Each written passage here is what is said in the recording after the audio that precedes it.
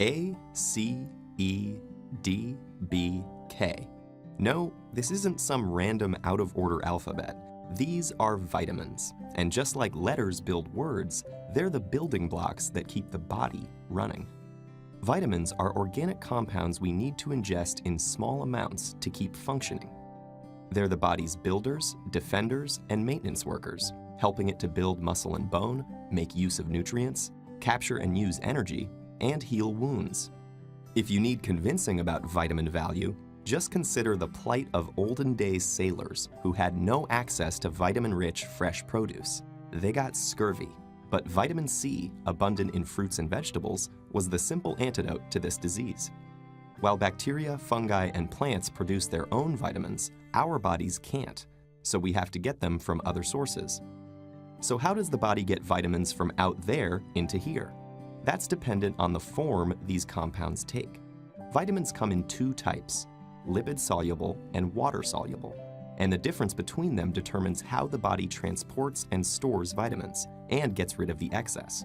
The water-solubles are vitamin C and B complex vitamins that are made up of 8 different types that each do something unique. These are dissolved in the watery parts of fruits, vegetables, and grains, meaning their passage through the body is relatively straightforward. Once inside the system, these foods are digested, and the vitamins within them are taken up directly by the bloodstream. Because blood plasma is water-based, water-soluble vitamins C and B have their transport cut out for them and can move around freely within the body. For lipid-soluble vitamins, dissolved in fat and found in foods like dairy, butter, and oils, this trip into the blood is a little more adventurous. These vitamins make it through the stomach and the intestine, where an acidic substance called bile flows in from the liver, breaking up the fat and preparing it for absorption through the intestinal wall. Because fat-soluble vitamins can't make use of the blood's watery nature, they need something else to move them around. And that comes from proteins that attach to the vitamins and act like couriers, transporting fat solubles into the blood and around the body. So this difference between water or fat-soluble vitamins determines how they get into the blood, but also how they're stored or ejected from the body. The system's ability to circulate water-soluble vitamins in the bloodstream so easily means that most of them can be passed out equally easily via the kidneys.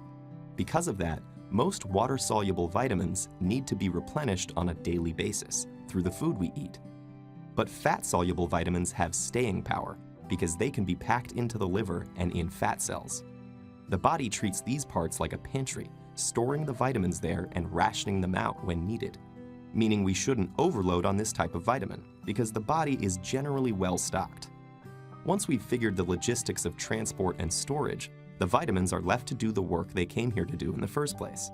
Some, like many of the B-complex vitamins, make up coenzymes, whose job it is to help enzymes release the energy from food. Other B vitamins then help the body to use that energy.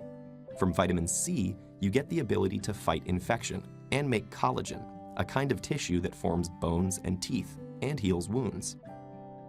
Vitamin A helps make white blood cells, key in the body's defense, helps shape bones, and improves vision by keeping the cells of the eye in check. Vitamin D gathers calcium and phosphorus so we can make bones, and vitamin E works as an antioxidant, getting rid of elements in the body that can damage cells. Finally, from vitamin K, we score the ability to clot blood, since it helps make the proteins that do this job.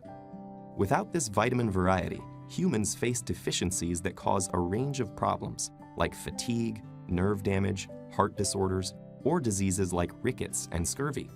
On the other hand, too much of any vitamin can cause toxicity in the body, so there goes the myth that loading yourself with supplements is a great idea.